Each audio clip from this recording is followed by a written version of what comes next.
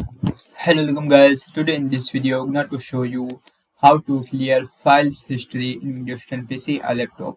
So guys, if you want to clear files history in Windows 10 PC or laptop, so very easy. First click on this PC. After click on view, click on options, and here option show recently used files in quick access. Check this box. Show frequently used folder in quick access. Clear file explorer history, so click on clear. After click on OK.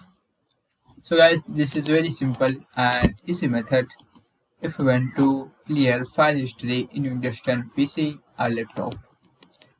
Thank you for watching this video. Please subscribe my channel for latest update.